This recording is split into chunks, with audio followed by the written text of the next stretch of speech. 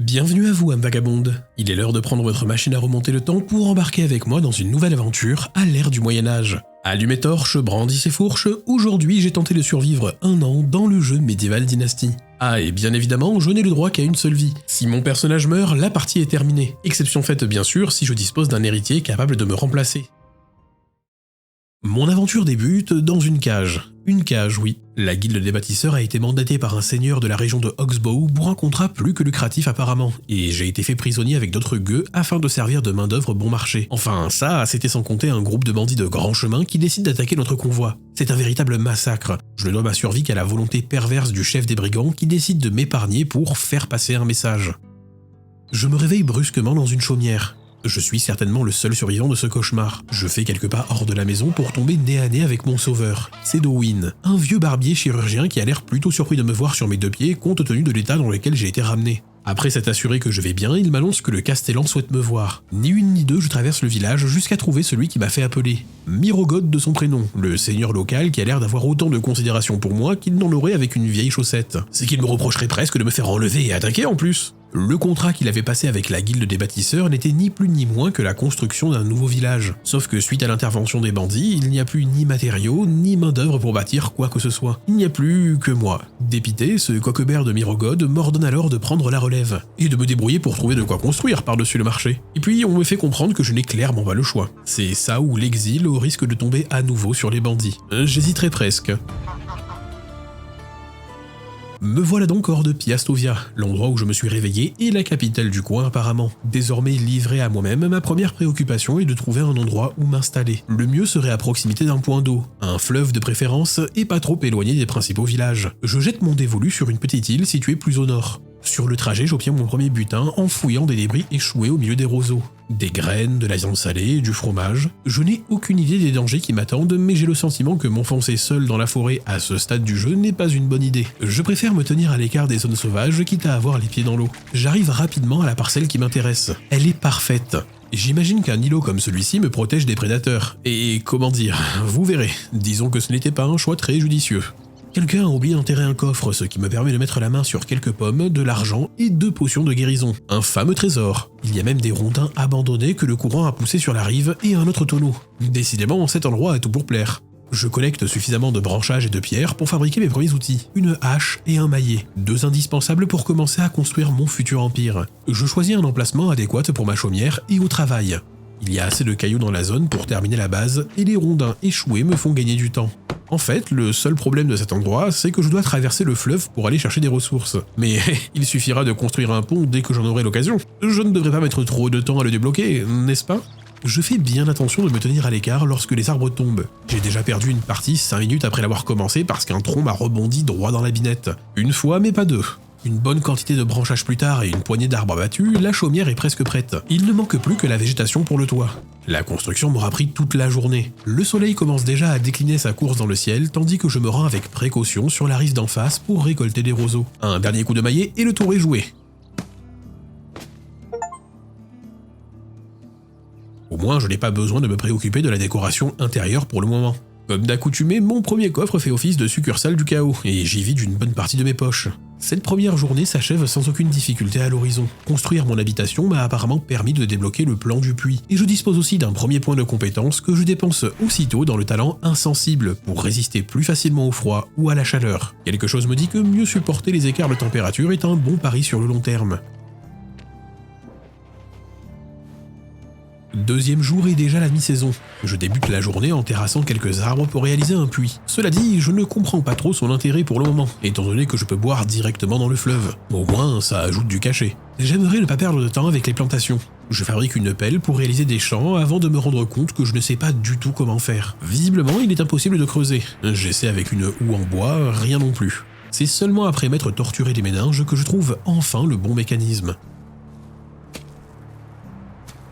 Maintenant, il me faut de quoi fertiliser la terre. Étant donné que je n'ai rien pour fabriquer de l'engrais, direction le marché. Piastovia, me revoilà. Je récupère un peu de roseaux sur le chemin, ça ne pèse pas bien lourd et c'est toujours utile, et j'ai le plaisir de découvrir un campement de pêcheurs abandonné que je n'avais pas remarqué lors de mon premier passage. De l'argent en plus, du poisson salé et cru, un couteau en cuivre et même des harpons.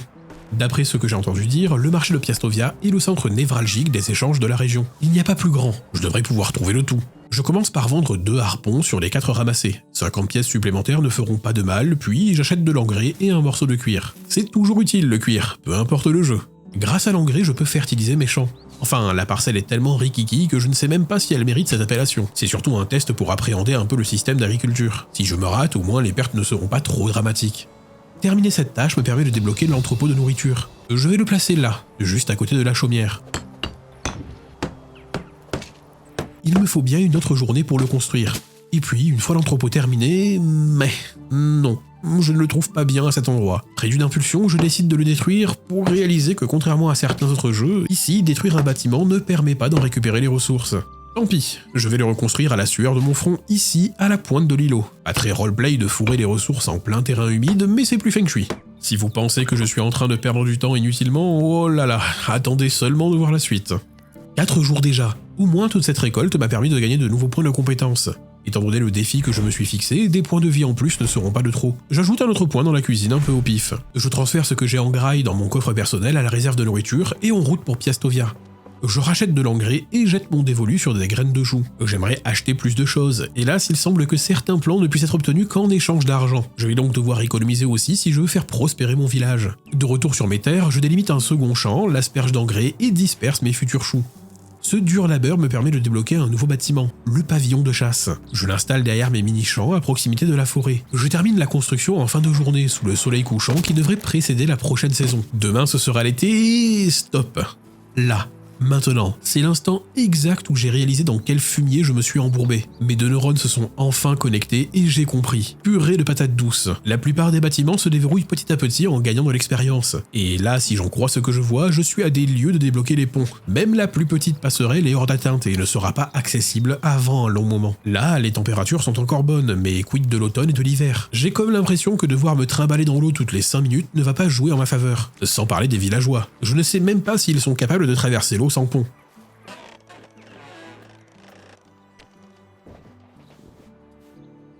Ce changement de saison a un goût amer. Je me réveille sous le soleil d'été et je me sens maintenant encore plus idiot de devoir traverser à la nage pour aller m'occuper de mes récoltes. Enfin, au moins les choux et le lin sont prêts. Je fabrique une faucille en pierre et m'attelle à faucher les brins.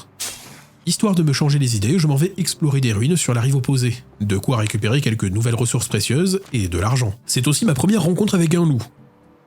Saperflute, un vrai bolide sur pattes. Heureusement qu'il est occupé à traquer un lapin, et plus encore que je sois en hauteur, parce que je ne me vois pas du tout réussir à distancer à la course un tel prédateur. Une fois à l'étage, je trouve un magnifique châle en soie et 200 pièces d'argent. Le jackpot. Néanmoins, je suis toujours préoccupé par cette histoire de pont. Si je dois attendre 2 ans pour construire une malheureuse passerelle entre l'îlot et la rive où se trouve Méchant, c'est problématique. Et le temps ne joue pas en ma faveur. L'heure n'est plus à l'indécision. Je serre le poing, ravale ma fierté et décide de relocaliser mon chez-moi. J'ai déjà perdu toute une saison. Je ne veux pas prendre le risque d'attendre jusqu'à l'hiver pour jauger l'étendue de ma bêtise. Je trouve un nouvel endroit où m'établir. Plus au nord, près de Clonica. Très bien, que l'exode commence. En plus, dans cette partie de la région, on peut entendre d'agréables chants d'oiseaux au petit matin. Oui, tu sais, ce genre de son.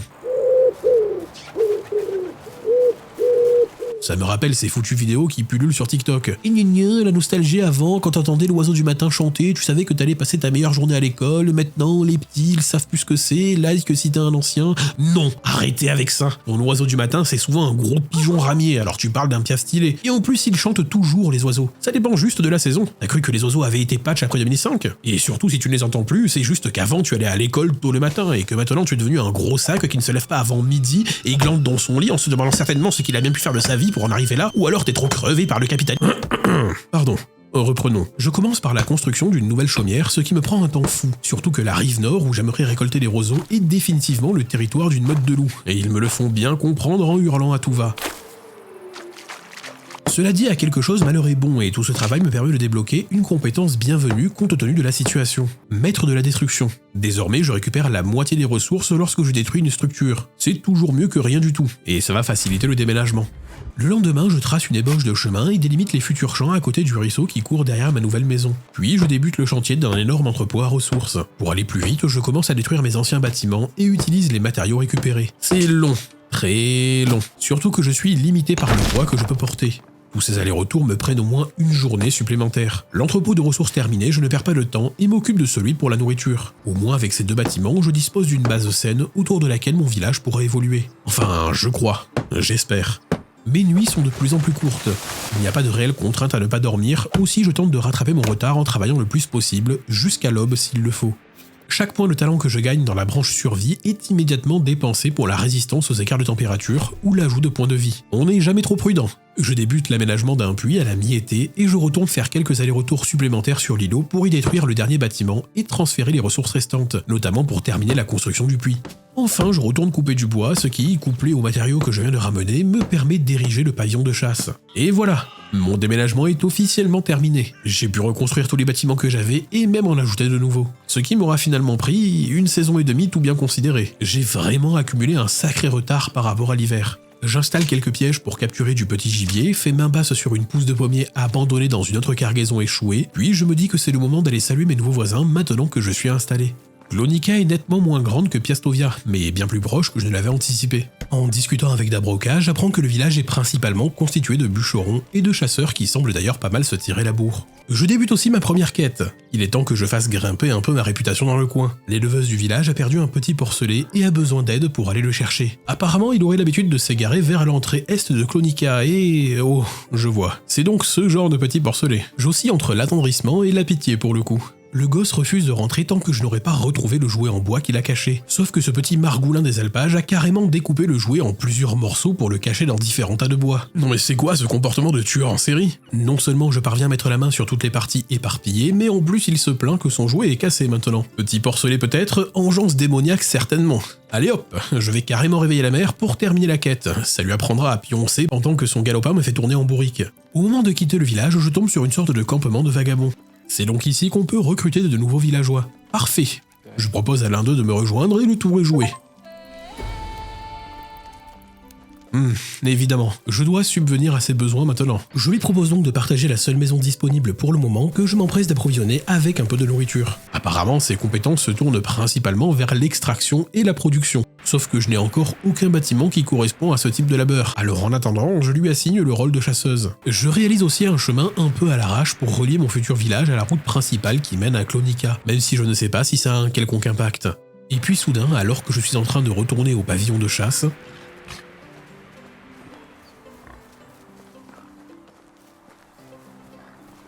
Saperlipote de Saperlipopette. Je confectionne à la hâte des pieux en bois. Il est temps de défendre chèrement ma vie. Le combat est rude, l'animal fort agile malgré sa carrure, mais je parviens à en venir à bout. Ce qui me permet de récupérer pas moins de 21 morceaux de viande et du cuir. Il va vraiment falloir que je me mette à la chasse, décidément. Un second sanglier vient me chercher des noises, mais je parviens à le faire fuir, non sans manquer d'y laisser ma peau. Il me reste d'autres endroits à explorer. J'ai l'impression que c'est un bon moyen d'obtenir rapidement des ressources et surtout de l'argent. Je m'arrête chaque fois que je trouve des tonneaux et paquetages abandonnés et pousse même jusqu'à un hameau en ruine. Toujours plus de butin, toujours plus de trésors. En véritable thug du Moyen-Âge, je vais carrément jusqu'à voler des œufs dans un nid. Et paf, je trouve aussi des potions et même une hache en cuivre. Abîmée certes, mais en cuivre. Je vends ensuite une partie de mes trouvailles au marché de Piastovia et achète un peu de lin dont j'ai besoin pour fabriquer des arcs. À dire vrai, je ne sais pas si les villageois ont forcément besoin d'outils pour accomplir leurs tâches. En tout cas, il n'y a pas d'option pour les équiper lorsqu'on leur parle. Dans le doute, je dépose un arc et quelques flèches dans le coffre du pavillon. J'en fabrique un aussi pour moi, au moment même où un autre sanglier décide d'attaquer nos terres.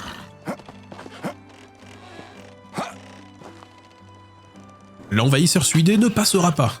Je clôture le dernier jour de la saison en construisant un abri à bois qui, si j'en crois sa description, devrait permettre de générer du bois. Ce qui tombe plutôt bien. L'automne est là. Au-delà des besoins en bois pour la construction des bâtiments, l'air commence à se rafraîchir et nous allons avoir besoin de bois de chauffage. Je me dis aussi qu'après une saison passée à ses côtés, il est temps que je déclare ma flamme à la seule habitante du village, mais je me prends un énorme râteau en pleine poire parce que du haut de ses 30 années, elle me considère trop jeune pour elle. Bon sang, Hermina, tu ne ferais pas un bon youtubeur.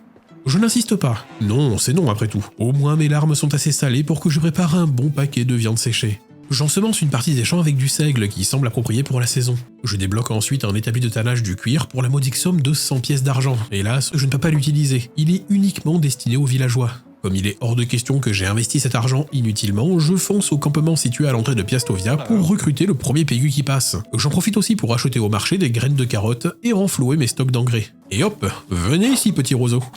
Les 2 pièges que j'ai posés me permettent de récupérer quelques morceaux de viande chaque jour, très pratique comme source de nourriture passive. Je colle notre nouveau villageois avec nous dans la même chaumière que j'occupe avec Hermina. Pas vraiment top côté intimité, mais construire une maison pour chaque individu prendrait trop de temps. Il va falloir apprendre à vivre ensemble. J'ai réassigné Hermina à l'abri de bois, mais elle ne travaille toujours pas. Pourtant, elle a des bons outils. J'ajoute un poste de bûcheronnage à proximité de l'abri en espérant que ça la motive. Pendant ce temps, je pars à la chasse. L'hiver approche et il est temps que je constitue des réserves de nourriture. Vous l'avez sans doute remarqué, j'ai désactivé le viseur dans les options pour plus d'immersion.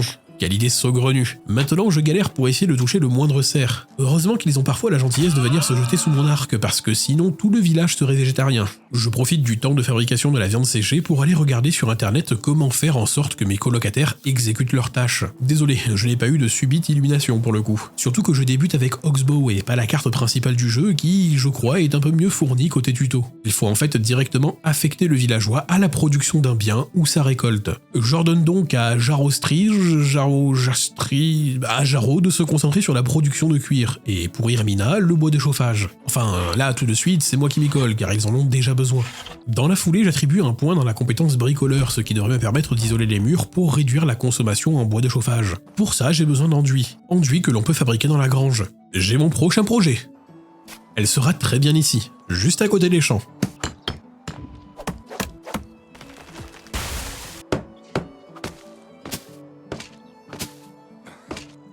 Puisqu'il n'y a pas de raison que je sois le seul à faire tourner ce village, j'augmente un peu l'intensité de travail des deux larrons, et demande à Hermina de récupérer en plus des rondins et à Jaros de la viande. Maintenant que la grange est terminée, il me faut les matériaux pour l'enduit. L'un des ingrédients principaux est l'argile, et comme je ne sais pas où en trouver à part au marché, je vais devoir y aller à l'instinct. À moins que ces grosses taches brunes sur la carte indiquent les gisements d'argile. Oh, ça ne coûte rien à les voir. Bonne nouvelle, mon instinct était le bon. Il y a bien de l'argile ici. Mauvaise nouvelle, c'est situé en plein territoire des loups. Pour le coup, je n'ai pas trop le choix. Peut-être que si je suis assez rapide pour tout récolter... Allez, plus vite!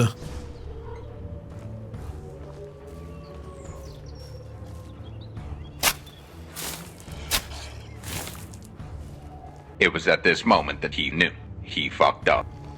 Bigre bidouille, ça se corse. Et je n'arriverai jamais à le semer à pied. Pas le choix.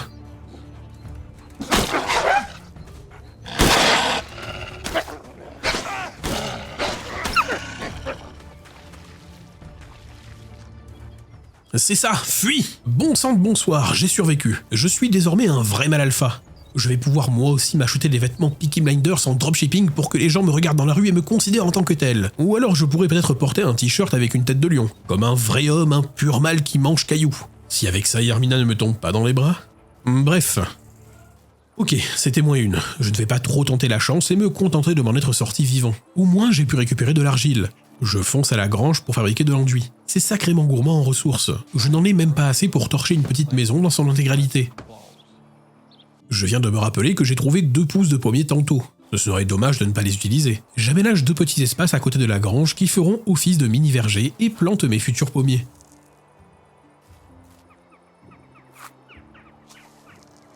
Le lendemain, je parviens à trouver une nouvelle zone de récolte d'argile. Plus proche de Piastovia cette fois, elle est aussi plus sûre. En tout cas, il n'y a pas de loup. L'hiver approche bien trop vite à mon goût et je n'ai toujours aucune idée de comment les villageois vont réagir face au froid. Je récolte un bon paquet d'argile, mais hélas, pas en quantité suffisante pour me permettre de terminer d'enduire les murs de la maison. Tant pis.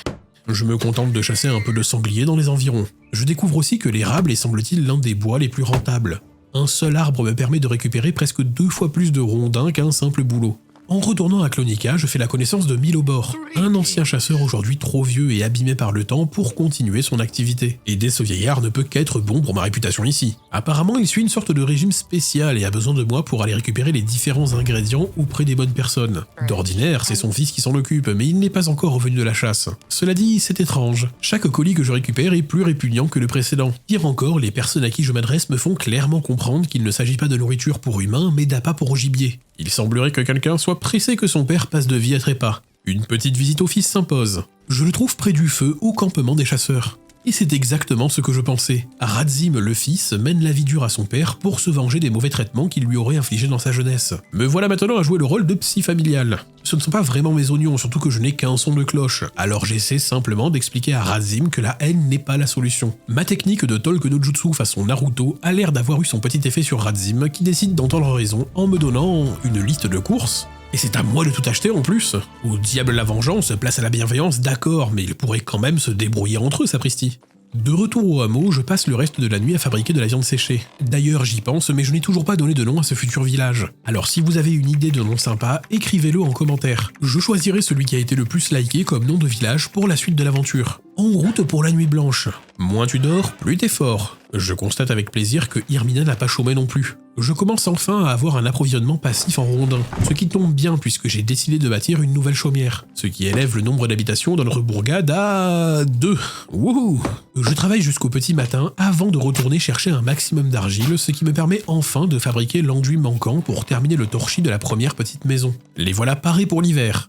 J'ai débloqué la cuisine aussi. J'imagine qu'il doit être un peu tôt pour envisager la création de bons petits plats, étant donné qu'on se nourrit principalement de choux et de viande de sanglier ici. Mais sait-on jamais. Je l'installe entre la grange et l'entrepôt à nourriture. Effectivement, la plupart des plats requièrent plusieurs ingrédients. Cela dit, rien qui ne soit hors de ma portée. Peut-être qu'à terme, avec des champs suffisamment grands et plus de chasseurs, par contre le prix des recettes, lui, est sacrément élevé. Le soleil commence à lentement disparaître derrière l'horizon, et avec lui l'automne touche à sa fin. Je m'attelle à couper autant d'arbres que possible, afin d'être sûr d'avoir assez de bois de chauffage, de même que je m'assure des stocks de viande séchée. Au moment d'entrer dans le solstice d'hiver, je fais la rencontre d'un loup blanc en pleine forêt, aussi blanc que la neige qui commence à recouvrir les bois autour du hameau. Je pourrais lui tirer dessus, mais je ne suis pas certain que ce soit une bonne idée, ni même d'être capable de le toucher. C'est peut-être un présage ? Quoi qu'il en soit, je me contente de l'admirer de loin. L'hiver est là, et tout va bien semble-t-il. Mes cultures de seigle n'ont même pas gelé et continuent de pousser tranquillement. J'ai bien fait d'attribuer quelques points dans la résistance aux températures, parce que je suis déjà en train de me peler les glaouis. Je n'imagine même pas ce que ça aurait été sans cette compétence. Alors que je m'éloigne un peu pour une petite récolte matinale, j'aperçois au loin des loups. Et pas si loin que ça en fait. Ils sont juste à la sortie du village. Mais ce sera un problème pour mon moi du futur. En attendant, j'ai besoin d'un peu d'argent, et je dispose d'assez de viande séchée pour vendre le surplus. 133 pièces. C'est pas dingue, mais ça me permet d'amortir le prix d'un beau manteau en fourrure. J'ai un peu moins l'air d'un paysan maintenant. Puisque je suis au marché, j'en profite pour faire les courses que m'avait demandé le fiston pour son vieux. Il ne manquera que le poisson, mais ça, j'en ai à la maison.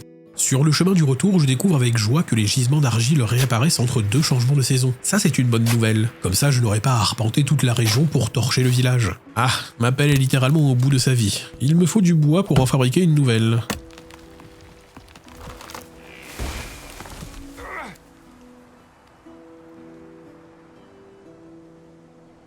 Wow, un peu moins et c'en était terminé de cette partie. Assommé par un tronc, si proche de la fin de l'année en plus. Je ne prends pas de risque et engloutis immédiatement une potion de soin. De retour au bercail, je prépare le poisson séché qu'il me manquait et direction Clonica. Le temps de faire ses courses, ce qui m'a à peine pris une saison complète, Radzim en a profité pour réfléchir et accepte de suivre la voie de la bienveillance. Il me donne... 4 cuirs et un malheureux crâne de cerf, 50 pièces d'argent. Heureusement qu'il y a le gain de réputation à la clé parce que toute cette histoire n'a pas été très profitable. Tant qu'à être ici, je fais un détour par le campement à l'entrée du village pour recruter une nouvelle tête. Ne sachant pas trop sur quels critères me baser, je jette mon dévolu un peu au hasard sur 2 personnes. Rixa, que j'appellerai Riki, Minognu, qui sera Minog. Les 2 acceptent sans que j'ai besoin de les convaincre. Terrible erreur, je découvre que bien qu'ayant 3 couchages, les petites maisons ne peuvent accueillir que 2 individus maximum et de même genre. Exception faite lorsqu'il n'y a qu'une seule maison, comme c'était le cas au départ. Seulement désormais, la première chaumière est complète et j'occupe la 2e. Je viens donc d'inviter 2 personnes que je ne suis pas en capacité de loger. Et avec l'hiver, le froid, la faim et la soif, autant dire que leur satisfaction est en chute libre. C'est la panique. Je débute à la hâte la construction d'une nouvelle chaumière tandis que le soleil a disparu derrière la cime des arbres depuis quelques heures déjà. Je n'ai pas une seconde à perdre si je ne veux pas me retrouver avec 2 déserteurs. Une fois la bâtisse terminée, j'y transfère assez de nourriture et de bois de chauffage pour la nuit avant de l'attribuer aux 2 nouveaux. Minog possède un talent inné pour la chasse, ce qui est parfait. Je l'enrôle aussitôt dans le pavillon où il remplace Jarostri, en espérant qu'il ramène autant de viande au village que possible. Quant à Jaro, il devient notre porteur d'eau. Maintenant que la situation semble être stabilisée, je récupère de l'engrais et les graines de carottes achetées au marché pour les planter et préparer la prochaine année. Cependant, je me dis que si je veux que l'on devienne autonome, il va forcément falloir agrandir les champs. Et qui dit agrandir les champs nécessite que je ne sois pas le seul à m'en occuper. Un abri agricole est donc nécessaire. Et puis là, en ouvrant mon inventaire, je réalise que les sacs que j'utilise pour l'engrais et les graines valent 180 pièces d'argent l'unité. Un seul sac pratiquement 200 pièces. Et des sacs, je peux en fabriquer. Regardez-moi ça un peu. Un sac ordinaire nécessite seulement un morceau. Et du cuir, j'en ai tout le tour du ventre, carrément 32. Je suis forcément riche, assis sur une mine d'or qui sommeille et qui n'attend que mes mains agiles pour me faire passer de pécor à prince. Bon, coupons court au rêve. Si j'avais été attentif 2 secondes, j'aurais pu noter la différence entre sac et sac ordinaire. En résumé, mes vieux sacs en cuir tout moisis ne valent pas un clou et m'ont à peine rapporté 112 pièces. Je suis tellement dépité que je vends les autres harpons de pêche, histoire de rentabiliser le déplacement. Je rachète un peu de lin en prévision de la fabrication d'un nouvel arc pour remplacer celui que j'ai et qui commence à s'user. Plutôt que de rentrer directement par le chemin habituel, je fais un détour par l'ouest de Piastovia. En suivant la route, je ne tarde pas à tomber sur une nouvelle ruine. Et qui dit ruine, dit butin. De la nourriture pour animaux, un peu d'argent, et il y a même une potion de force et une faucille en bronze endommagée. Je suis un peu perplexe tout de même. Ce doit être la 3e bâtisse en ruine que j'explore, et je n'ai rencontré aucun danger. Non pas que je sois pressé de tomber sur des bandits, mais tout de même, ça en est presque étrange. Et 150 pièces supplémentaires. Je décide de regagner le hameau en passant par le nord. Ce sont des terres que je n'ai jamais explorées. Normalement, en restant sur la route, je ne devrais pas avoir de problème. Je passe par un petit col rocheux et la notification de la présence de lynx dans les parages me met quand même un petit coup de pression. Cela dit, le paysage enneigé est sacrément beau. Et puis soudain, la promenade passe du rêve au cauchemar. Un ours, carrément. Dans ma fuite paniquée, je fonce sans m'en apercevoir droit dans un couple de bisons.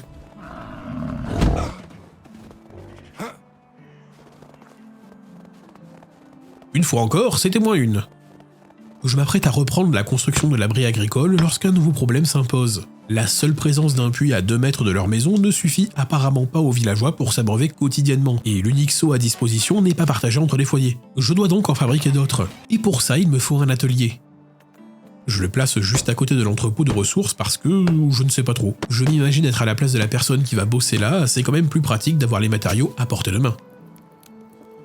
Voilà, un magnifique seau fabriqué main pour leur plus grand bonheur. Bon, au moins il ne tire pas la tronche. Je profite du calme de la nuit pour enfin terminer la construction de l'abri agricole. Je laisse quelques outils nécessaires au travail des champs dans le coffre avant d'attribuer son nouveau poste à Ricky. Côté cuisine, je finis par craquer. J'achète l'une des recettes parmi les moins chères et c'est bref, mais toujours aussi satisfaisant de cuisiner dans les jeux. Je crois que j'ai un petit faible pour la ASMR cuisine.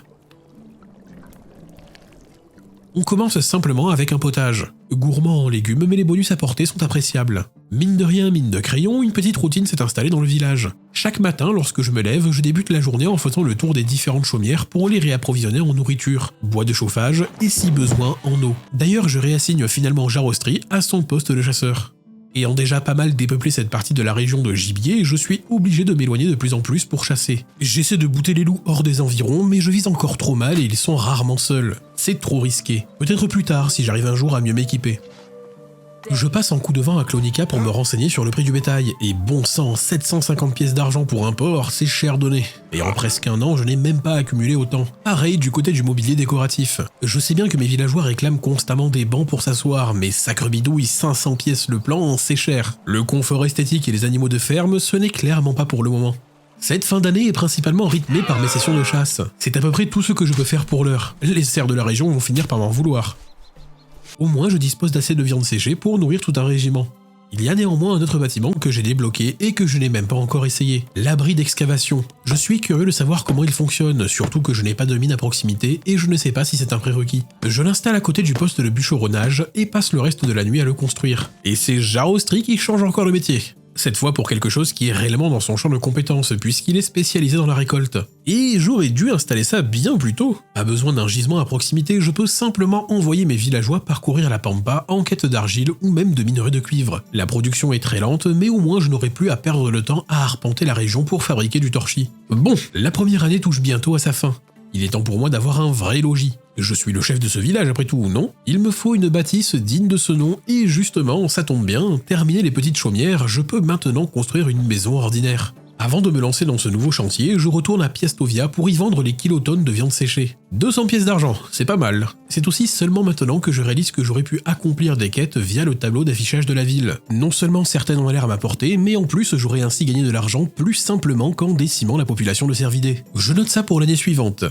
Double révélation, c'est en quittant la ville pour m'aventurer dans le campement de vagabonds que je comprends aussi qu'il est possible d'inspecter les statistiques des futurs villageois avant de les recruter. Il suffisait bêtement de garder une touche du clavier enfoncée. Je fais ainsi la connaissance de Balduina, qui a l'air bougrement efficace. Ce serait dommage de passer à côté d'un tel atout pour le village. Et puis le moment est propice puisque je vais libérer ma petite maison pour une plus grande. Allez hop, madame, bienvenue parmi nous.